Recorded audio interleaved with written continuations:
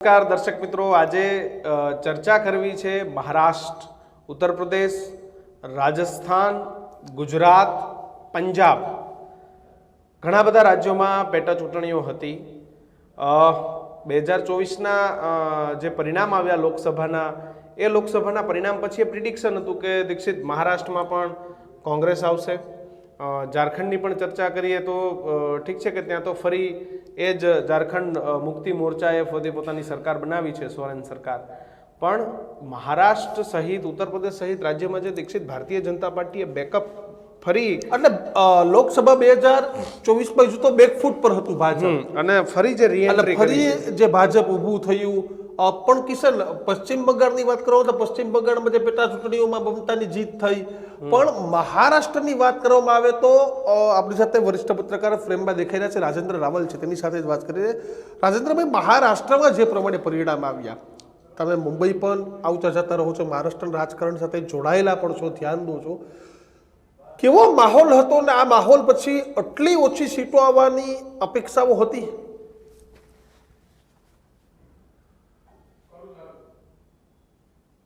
યુદ્ધ હતું,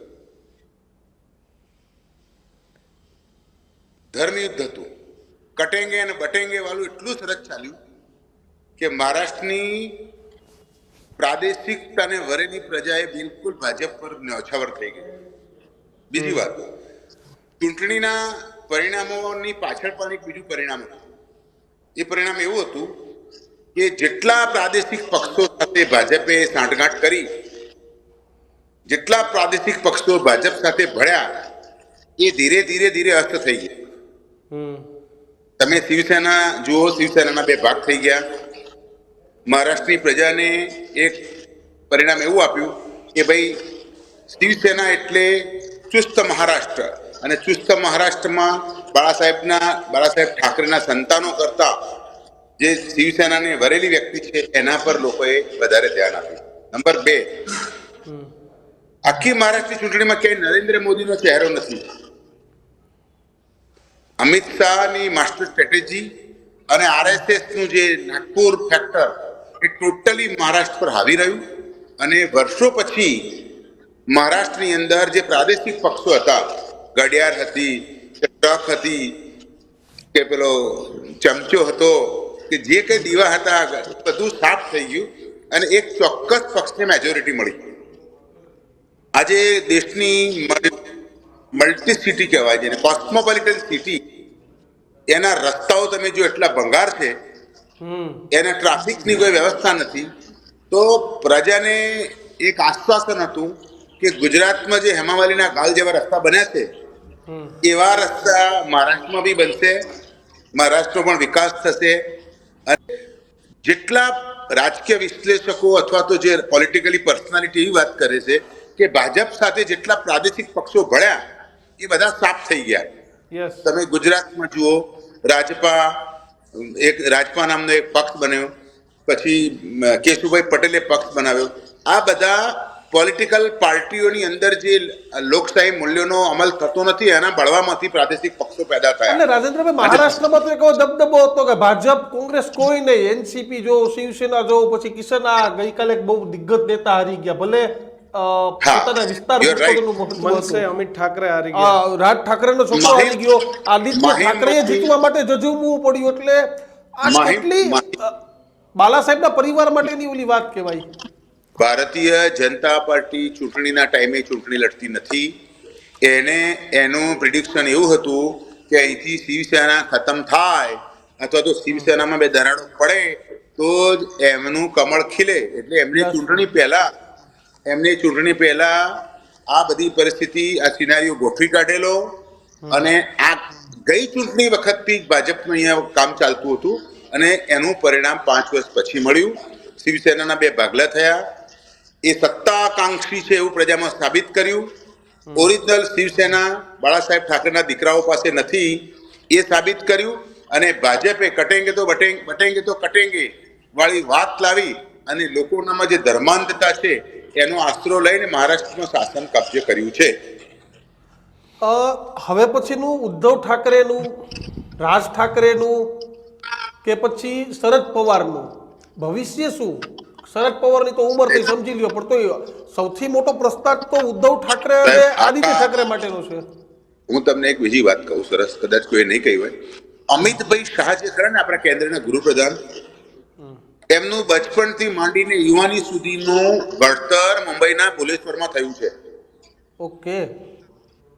અમિતભાઈ શાહનું બચપણ આખું એમનું ભુલેશ્વર, પેલી મૃણાલ પાણીવાળી બાઈ ના એરિયામાં, એટલે મુંબઈનું રાજકારણ જેટલું અમિત શાહ જાણે છે એટલું કદાચ ત્યાંના આ નેતાઓ જાણતા નથી. અને આખા મહારાષ્ટ્રમાં અત્યારે એક જ મેસેજ છે કે આ બે ગુજરાતી જ્યાં ઘૂસ્યા ત્યાં આપણા સુપડા સાફ થઈ જવાના છે. એટલે હજુ જે આ આગાડી બગાડી જે ખરું એ ધીરે ધીરે નીકળશે અને અહીંયા ફૂલ ફ્લેગ ભાજપ કામ કરશે. ઉદ્ધવ ઠાકરેએ સંજય રાઉત, મને યાદ છે, પ્રચાર કર્યો હતો કે હવે ગુજરાતીઓને નથી ઘૂસવા દેવાના. યસ, ગુજરાતી વિરુદ્ધ પ્રચાર જબરજસ્ત કર્યો હતો. તો ગુજરાતીઓએ પણ આ મત આપીને જવાબ આપ્યો કે ભાઈ તમે, કારણ કે મહારાષ્ટ્ર તમે જોવ તો ગુજરાતી છે એ મુંબઈનો શ્વાસ છે અને તમે શ્વાસ સાથે રમવાનો પ્રયત્ન કર્યો. આ પ્રકારની સ્થિતિ થઈ. એ પણ મુદ્દા ના ચાલ્યા ત્યાં, પ્યોર મરાઠાવાદનો મુદ્દો પણ ના ચાલ્યો સાહેબ. મુંબઈમાંથી જો પરપ્રાંતિયો જતા રહે તો ચણા મમડા બી આવે નહીં, કારણ કે ગુજરાતનો શ્વાસ આખા વિશ્વમાં ફેલાયેલો છે.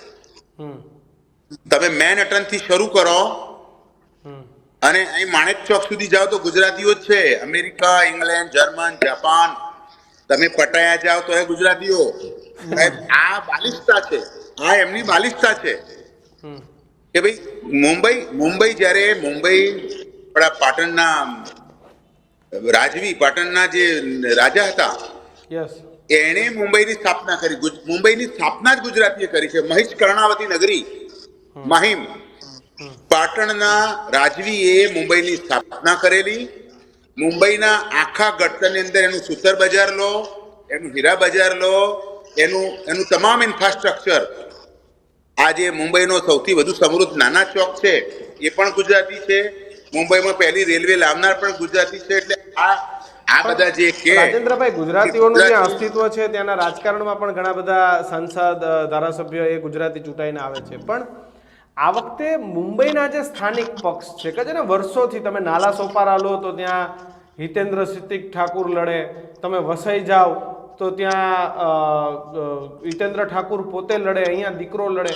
વર્ષોથી એમની સીટો, બહુજન વિકાસ આઘાડીને પણ આ વખતે ભારતીય જનતા પાર્ટીએ ધોઈ નાખ્યું. તમે લાતુર જાઓ તો વિલાસરાવ દેશમુખનો છોકરો પોતે હારી જાય. પાછું મુંબઈની અંદર આવો તો ક્યાંક ભારતીય જનતા પાર્ટી સાથે જે જીશાન સિદ્દીકીનું જોડાવું એ પાછું એને ભારે પડે. તો આટલી ક્લીન સ્વીપમાં ભાજપ જીતી ગયું, પણ અમુક સીટે ભાજપ હાર્યું, દિગ્ગજ નેતાઓ હારી ગયા. અને કોંગ્રેસ, ઉદ્ધવ ઠાકરે શિવસેના અને શરદ પવાર એનસીપી, તો આમનો રકાસ નીકળી જવો આની પાછળના કયા કારણ છે? લોકોએ ઓરિજિનલ શિવસેના અને ઓરિજિનલ એનસીપીને ઝાંકારો આપ્યો, નવી બનેલી શિવસેના અને નવી એનસીપીને લોકોએ આવકારો આપ્યો, યુ વેલકમ. આનું શું કારણ?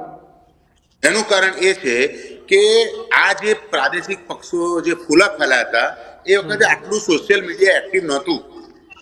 બાળા સાહેબ ઠાકરેનો એક અવાજ થાય એટલે મુંબઈ બંધ થઈ જતું હતું.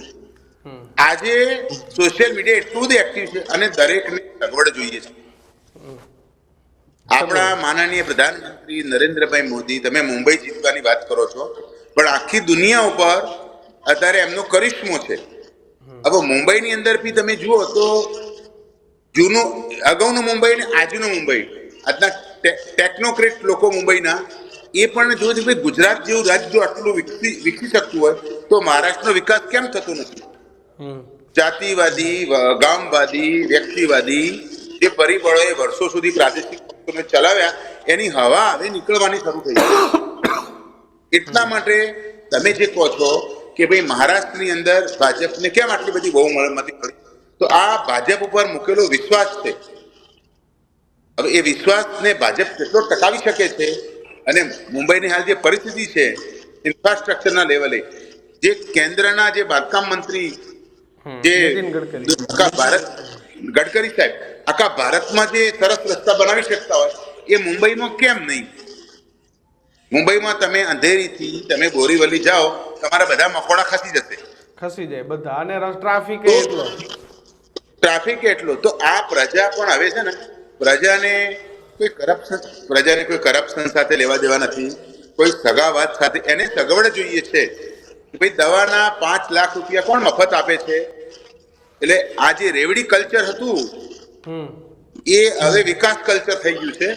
અને મુંબઈની પ્રજા આ પ્રાદેશિક પક્ષો વારસાગત નેતાઓથી ત્રસ્ત થઈ હોય એવું લાગ્યું, એટલા માટે ભાજપને અહીં બહુમતી મળી. રાજેન્દ્રભાઈ, ગઈકાલે દેવેન્દ્ર ફડણવીસે એક બહુ સારું વાક્ય કહ્યું કે હું આધુનિક યુગનો અભિમન્યુ છું.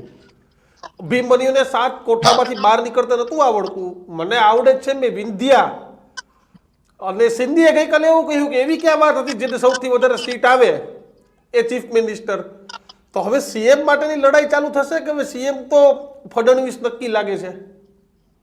જો ફડણવીસ સાહેબને વ્યક્તિગત રીતે પણ ઓળખું છું, એ એક રાજકારણ એવું છે કે તમારે ખૂબ સંયમ રાખવો પડે, ક્યાંક જતું કરવું પડે, છોડવું પડે, ધીરજ રાખવી પડે.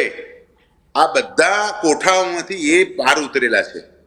એટલે હવે એમને જ મુખ્યમંત્રી બનાવવા પડશે, નહીતર જે બાળા સાહેબના મુખ્ય પુત્રની દશા થઈ એવી એમની પણ થઈ શકે. અને જે ભોગ આપ્યો છે એનું પરિણામ હવે એને 25 તારીખે 11 વાગે મળી જવાનું છે. આદિત્ય ઠાકરેનું ભવિષ્ય શું જોવો છો મુંબઈમાં? આપણે પ્રાદેશિક પક્ષોનો મોહભંગ થઈ ગયો છે.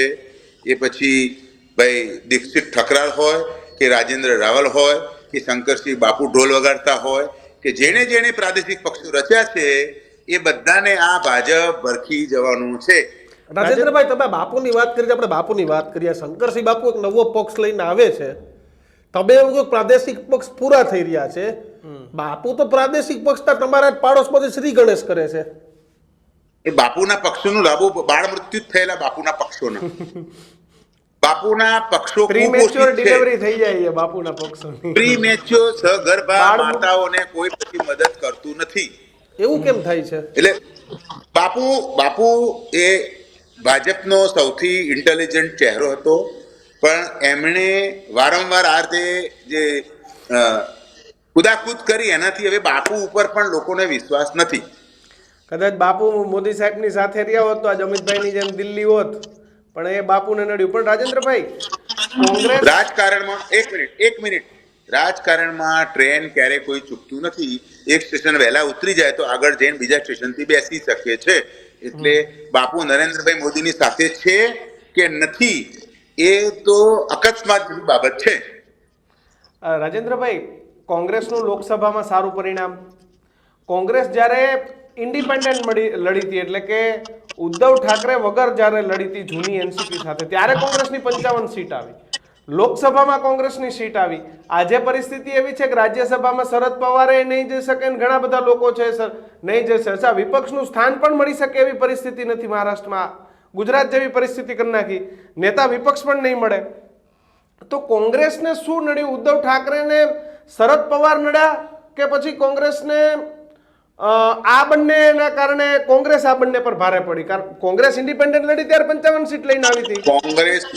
કોંગ્રેસને સ્ટ્રેટેજી નડી છે. કોંગ્રેસ પાસે સ્ટ્રેટેજી નથી.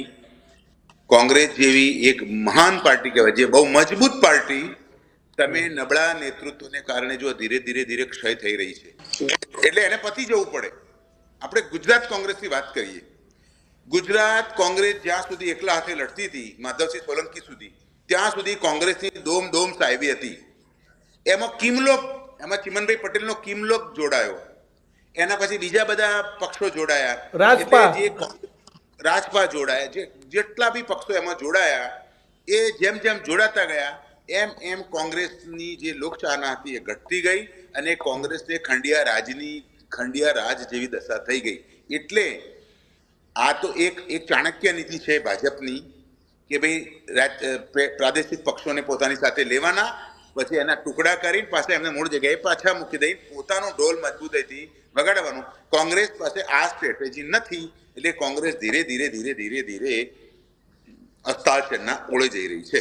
તમને ભવિષ્યમાં શક્યતા હોય કે કદાચ દેવેન્દ્ર ફડણવીસ સીએમ બની જાય તો શિંદે ને ઉદ્ધવ એક થઈ જાય, ઓલી બાજુ પાછો કાકો ભત્રીજો એક થઈ જાય?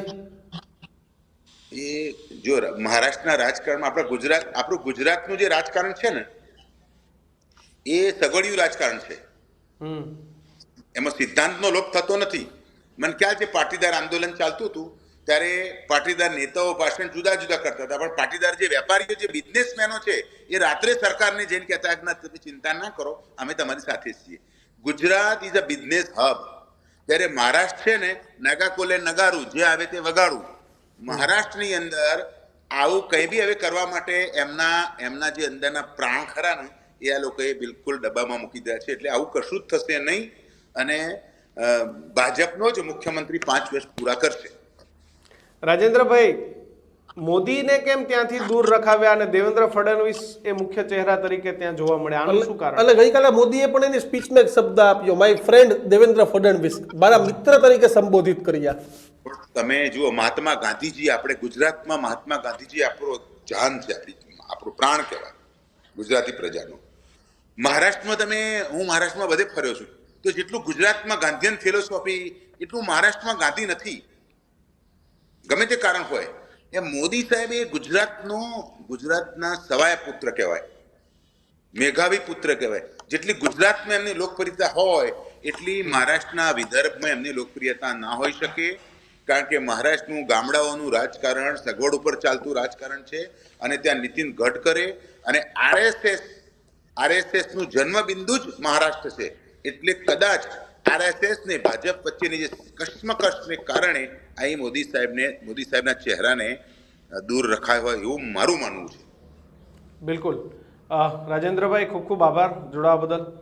તો મહારાષ્ટ્રની જનતાએ જે સંદેશો આપ્યો છે એ સંદેશો દીક્ષિત કંઈક પચાવવો અઘરો છે રાજકીય પક્ષોને, કે લોકસભામાં તમે વન વે મહાવિકાસ આઘાડીને સપોર્ટ કરો અને વિધાનસભા આવે તો તમે ત્યાં મહાયુતિને સપોર્ટ કરો. એટલે ક્યાંક કેન્દ્ર કરતાં પ્રાદેશિક નેતાઓનું મહારાષ્ટ્રમાં ઉપજ્યું છે, ફડણવીસ સહિતના જે નેતાઓ હોય. તમે કઈ રીતે મહારાષ્ટ્રના રાજકારણને જોઈ રહ્યા છો અને ગુજરાતમાં પણ શું તમે માનો છો કે આવું રાજકારણ હોવું જોઈએ? તો કોમેન્ટ બોક્સમાં જણાવો. અને જો હજુ પણ તમે અમારી ચેનલને સબસ્ક્રાઇબ નથી કરી તો અત્યારે જ કરી દેજો, કારણ કે આવી જ પોલિટિકલ અપડેટ સાથે આપણે મળતા રહીશું.